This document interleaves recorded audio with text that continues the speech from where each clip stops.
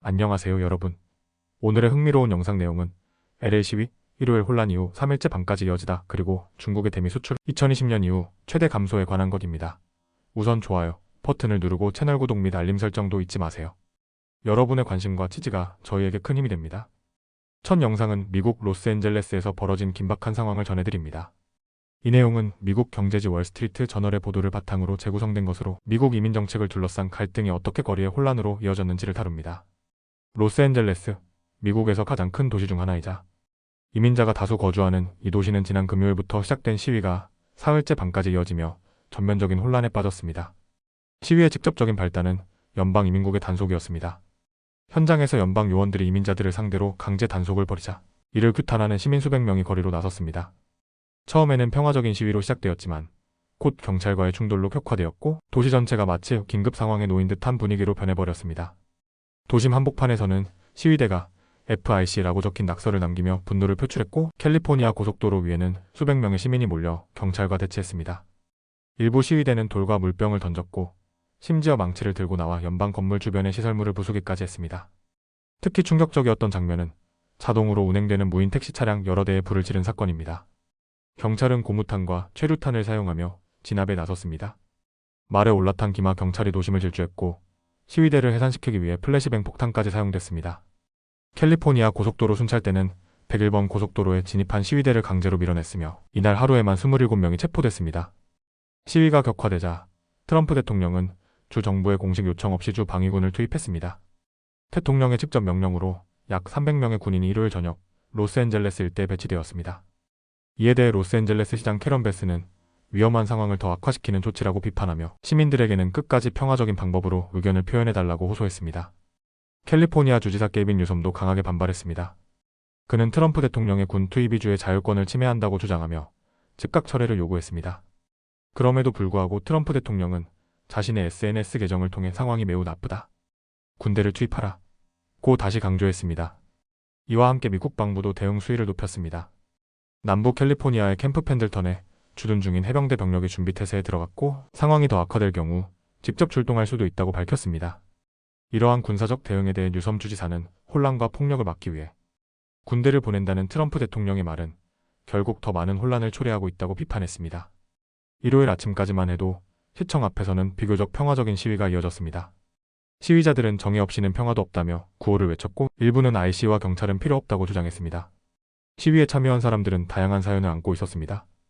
오렌지 카운티 출신의 28세 여성 조슬린 피멘텔은 멕시코, 푸에블라 출신의 72세 할머니와 함께 시위에 나섰습니다. 피멘텔은 가족 중 일부가 이민 신분 문제로 단속 위험에 놓여 있다며 더 나은 시민권 취득 경로가 필요하다고 호소했습니다.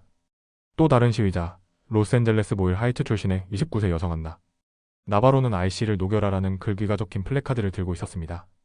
그녀는 가족 중 합법적 체류, 신분이 없는 이들이 두려움에 떨며 살고 있다며 이제 우리가 나서야 한다고 말했습니다. 로스앤젤레스에서 벌어진 이번 사태는 단순한 시위가 아니라 미국 사회가 오랜 기간 쌓아온 이민 정책에 대한 갈등이 폭발한 순간이었습니다. 트럼프 대통령의 군 투입, 그리고 이를 둘러싼 연방 정부와 주 정부 간의 갈등은 앞으로 더 큰 정치적 논쟁으로 번질 가능성이 큽니다. 앞으로 미국의 이민 정책이 어떤 방향으로 흘러갈지, 그리고 거리에서 목소리를 높인 시민들의 외침이 어떤 정치적 변화로 이어질지는 좀 더 지켜봐야 할 듯합니다. 다음 영상은 중국의 최신 무역 통계와 그 배경에 담긴 미중 무역 갈등의 여파에 대해 전해드립니다. 이 소식은 월스트리트 저널의 보도를 바탕으로 재구성된 내용입니다. 2025년 5월, 중국의 미국에 대한 수출이 전년 같은 기간 대비 무려 35%나 급감했습니다. 이는 2020년 2월 팬데믹으로 인해 세계 공급망이 멈췄던 시기를 제외하면 거의 5년 만에 가장 큰 폭의 감소입니다. 당시보다 지금이 더 충격적인 이유는 바로 최근 미국과 중국이 관세 휴전을 공식적으로 선언했기 때문입니다. 하지만 현실은 휴전이 무역 흐름의 붕괴를 막기에 역부족이었다는 점을 보여주고 있습니다. 이번에 발표된 중국의 공식 무역 수치를 보면 전체 수출은 4.8% 증가했지만 이마저도 시장 예상치였던 5.6%보다 낮은 수치였습니다. 특히 수입은 오히려 3.4% 감소하면서 중국 내수의 부진한 상태를 그대로 드러냈습니다. 이렇듯 불균형이 심해지면서 중국의 5월 무역 흑자는 약 1,032억 달러로 증가했습니다. 겉으로 보기엔 흑자 확대가 긍정적인 신호처럼 보일 수 있지만 그 이면에는 수출 의존형 구조가 더욱 심화되고 있다는 불안감이 깔려 있습니다. 이번 통계는 지난달 제네바에서 체결된 미중 간 관세 휴전 이후 처음 발표된 수치로 양국 간의 긴장 완화가 실제 수출입에 얼마나 영향을 미쳤는지에 대한 첫 신호로 해석됩니다. 당시 양국은 대규모로 관세를 완화하기로 합의했는데 미국은 중국 제품에 부과되던 145% 관세를 30%로 내리고 중국은 미국산 제품에 매기던 125% 관세를 10%로 낮추며 90일간 유예 기간을 설정했습니다. 하지만 이런 합의에도 불구하고 시장의 반응은 조심스럽습니다. 중국에서 미국으로의 화물 예약이 잠시 증가하고 컨테이너 운임이 반등하기는 했지만 제조업체들은 여전히 무역 전쟁이 끝나지 않았다는 입장을 고수하고 있습니다. 왜일까요? 첫째, 미국과 중국 간의 상호 불신은 여전합니다. 백악관은 중국이 약속한 히토류 수출 재개를 지키지 않았다고 비난했고 반대로 중국은 미국이 중국산 인공지능 칩에 대해 수출을 막고 중국 유학생들의 비자를 취소한 것에 강하게 반발하고 있습니다. 둘째, 무역 정책을 둘러싼 법적 불확실성도 여전히 큽니다. 최근 연방무역법원이 트럼프 대통령의 관세 부과 조치 대부분을 제동 걸었지만 백악관이 항소를 제기하면서 이 판결은 일시적으로 보류된 상태입니다. 이런 가운데 중국 내부 상황도 심상치 않습니다. 중국 정부는 경기 부양을 위해 기준금리를 인하하고 금융기관에 자금을 공급하며 소비를 촉진하려고 애쓰고 있습니다. 가전제품, 자동차 등 내수 소비 확대를 위한 교체 프로그램도 가동 중입니다. 하지만 내수는 좀처럼 회복되지 않고 있습니다. 가장 분명한 신호는 물가 지표에서 나타납니다. 5월 중국의 생산자 물가는 전년 대비 3.3% 하락하며 1년 만에 가장 큰 폭으로 떨어졌습니다.